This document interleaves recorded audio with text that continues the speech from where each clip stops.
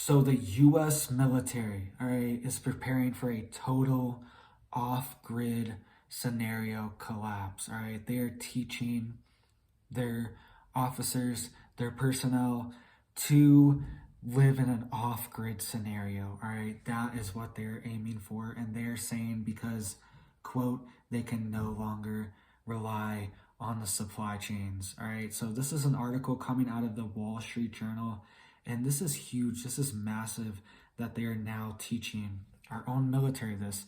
And this is probably good. This is a good thing, but it's also a warning sign to everyone else that we need to do this too. We need to be looking at what's happening. That's the point, is see what's happening and react early. All right. So you're prepared too. All right. You see other people getting prepared. You see major, actors getting prepared. You should get prepared too. All right. So this is an article out of the Wall Street Journal. It says, U.S. military teaches living off the land to feed future warriors. All right. This is huge. And it says, military leaders know they can't rely on long supply chains in future wars. So they are teaching the lost art of foraging. All right. So they're even teaching foraging to our military, right? Do you know foraging? Do you know any foraging skills? Do you know any plants in your area that you can forage?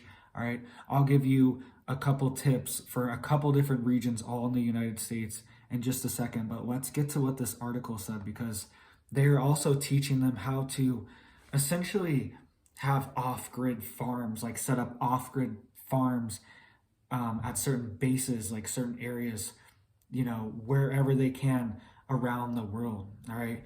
And they're actually doing this training in Cripple Creek, Colorado, which is right outside Colorado Springs, where there's a ton of military bases. There's a massive military base right there. All right. There's even like a bunch of restaurants and stuff inside there you can't even get to unless you are part of the base. All right. So it says, they are teaching them to expertly slice roasts and steaks off a cow carcass and learning to boil down bones to make broth. All right. This is what they're teaching them. They're teaching them how to butcher cows and boil down their bones and how to make all the cuts so they can do this themselves. They can set up off-grid operations anywhere in the world. All right. This is huge. And they're saying this is because they can't depend on supply chains any longer. It also goes on to say that they're teaching them how to forage different plants in the wild. So just to start off, all right, just to give you guys some tips, some foraging tips, I'll give you a couple different areas down in Florida, all right? One thing that I used to eat all the time if I was in a trail are called beauty berries. You've probably seen it a million times. If you're down south, it's down south all over the southeast of the United States, and it's called beauty berries. It's this very bright purple berries that are in little clusters, and they're really small, but they're in clusters, and you can just pick them off and eat those. And they're kind of like sweet and bitter at the same time. They're kind of weird tasting, but those are edible, completely edible. If you live in like places like Kentucky or Missouri or, Western Tennessee, places like that, there's a lot of wild onions. You might have noticed this if you live in this area. This is just stuff that I've noticed traveling around the country, right? Traveling to different areas. I've noticed that there's wild onions, wild scallions all over the place in certain areas, and you can smell it. It smells very oniony. These are real onions that you can pick and eat off the ground, and you can just eat them. Some of them have bulbs on them too. Some of them get big enough to grow the bulbs and you have a full onion. But most of them are just like tops, just like scallion tops that you can still eat too. All right, so another thing that's pretty universal is pine needles. Pine needles are everywhere. All right, you can eat pine needles and they have vitamin C in them too. So if you are sick, you need a vitamin C boost, whatever, you can boil these needles to make them a little bit softer, and you can eat them or drink them, like make them in a tea or whatever. but you can eat the pine needles directly. Just make sure they're not sprayed with anything. It's like a Christmas tree or something. But if you're out in the wilderness, you can eat pine needles. All right. Another thing is wild blueberries and strawberries and raspberries. Okay. Raspberries are all over. I see them all over. Look, look at what they look like, and you'll probably notice them all over. I've seen them all over the country. Wild raspberries, where it's very spiky plant.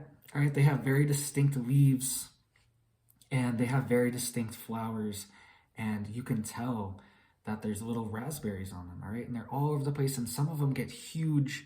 I've seen places where just on like a side of the road on like a gas station, they have like 6 foot tall raspberries, and I don't think anyone even noticed there's a bunch of raspberries over there on the side of the road. All right, so raspberries are everywhere too.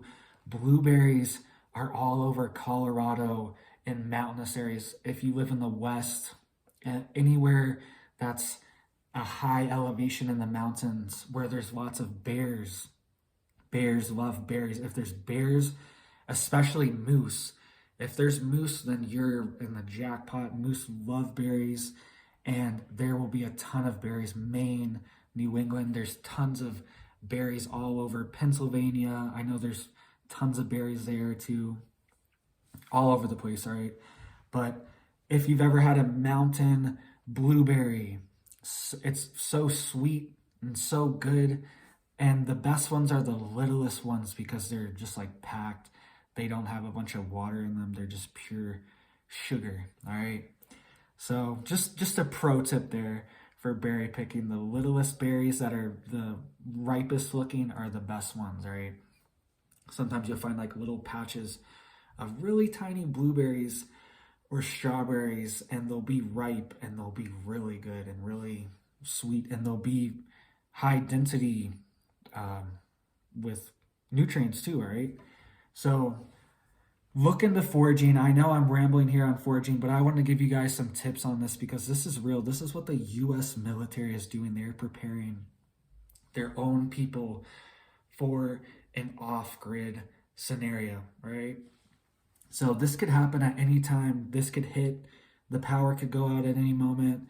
The supply chain could shut down. They're saying we can't depend on the supply chain anymore, and we might have to set up like military farms, essentially, and have them be off-grid too. Like they're foraging and doing all this other stuff. So very important, very serious. We need to be looking at what people are doing and, kind of copying this, like do what they're doing. Like they're getting prepared, we should be getting prepared too. All right, so get your foraging skills up. Look up the best kind of berries or plants. There's lots of just like random plants you can eat too, all right, that are all over the place. But these are just some of the top ones that came to the top of my head when I was thinking about this topic. So thank you guys for watching. Get prepared, get your foraging skills up, and you guys have a big old blessed day.